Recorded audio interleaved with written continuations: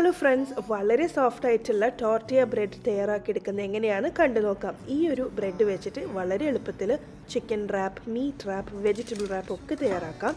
3 cup മൈദയിലോട്ട് 5 tablespoon room ടെമ്പറേച്ചറിലായിട്ടുള്ള unsalted ബട്ടറാണ് ചേർത്ത് കൊടുക്കുന്നത്. ഈ അൺസോൾട്ടഡ് ബട്ടർ ഇതിൻ്റെ എല്ലാ ഭാഗത്തും ഇതേപോലെയൊന്ന് മിക്സാക്കി കൊടുക്കാം.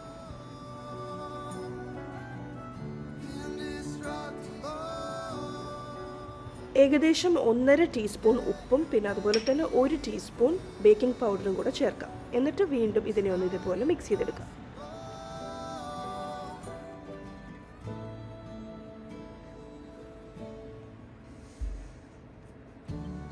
ഇനി നമുക്കിതിലോട്ട് 1 കപ്പ് നല്ല ചൂടുവെള്ളമാണ് ഒഴിച്ചു കൊടുക്കേണ്ടത്.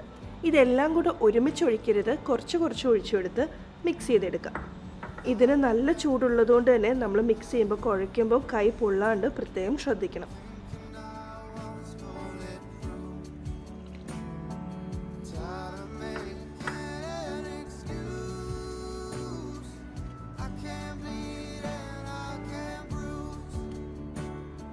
ഒന്ന് ചെറുതായിട്ട് ഇതുപോലെ കുഴച്ചെടുത്തതിന് ശേഷം ഇനി നമുക്കൊരു 5 മിനിറ്റ് മുതൽ 6 മിനിറ്റ് വരെ നന്നായിട്ട് കുഴച്ചെടുക്കാം.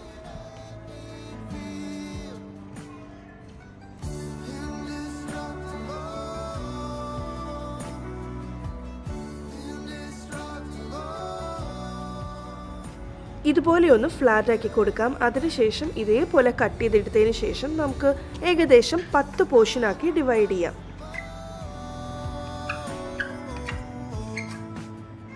ടോർട്ടിയ ബ്രെഡ് നല്ല സോഫ്റ്റ് ആയിട്ട് കിട്ടാൻ വേണ്ടിയിട്ട് നമുക്ക് ഈ ഒരു ഡോയിന് 25 മിനിറ്റോളം റെസ്റ്റ് ചെയ്യാൻ വേണ്ടി വെക്കണം.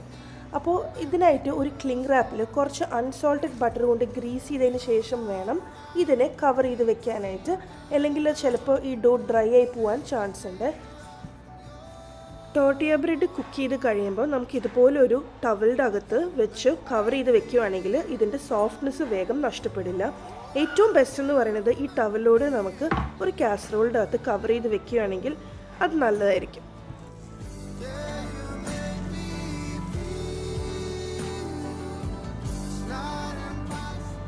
ഇനി നമുക്കിതിനെ പരത്തി തുടങ്ങാം. വളരെ കുറച്ച് മൈദമാവ് ഇട്ട് കൊടുത്ത് നമുക്കിതിനെ ഒന്ന് പരത്താം. ഇത് പരത്തുന്ന ഒരു രീതി എന്ന് വെച്ചാൽ ഇത് ഇതുപോലെയാണ്.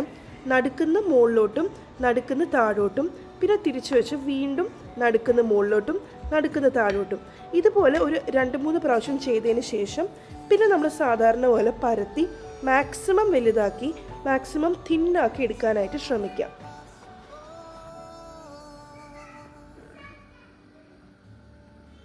ഒരു മീഡിയം ടു മീഡിയം ഹൈ ഫ്ലെയിമിലിട്ടിട്ട് നമ്മൾ ഇതിനെ കുക്ക് ചെയ്തെടുക്കണം. അപ്പോൾ ഇതുപോലെ ഇങ്ങനെ കുമിളകൾ വരാൻ തുടങ്ങും. അപ്പോൾ ഇതുപോലെ കുമിളകൾ വരണം. ഇതാണ് ഇതിൻ്റെ ഒരു മെയിൻ ആയിട്ടുള്ള ലുക്ക് എന്ന് പറയുന്നത്. ഓരോ സൈഡും 30 സെക്കൻഡ് മുതൽ 1 മിനിറ്റോളം ഇട്ടിട്ട് നമുക്കൊന്ന് കുക്ക് ചെയ്തെടുക്കാം.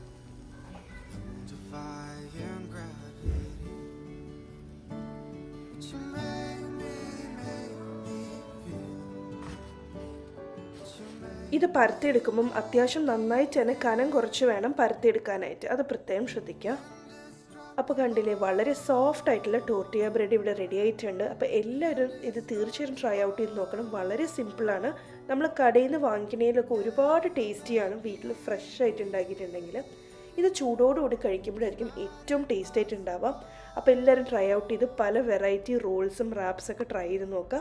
അപ്പോൾ എൻ്റെ വീഡിയോ ഇഷ്ടപ്പെടുന്നുണ്ടെങ്കിൽ ഇതുവരെ സബ്സ്ക്രൈബ് ചെയ്യേണ്ടതാണ്. എൻ്റെ ചാനൽ കാണണമെങ്കിൽ ചാനൽ സബ്സ്ക്രൈബ് ചെയ്യാനും മറക്കരുത്. അടുത്ത നല്ലൊരു റെസിപ്പി ആയിട്ട് അടുത്ത സൺഡേ കാണാം. Thank you so much for watching. By.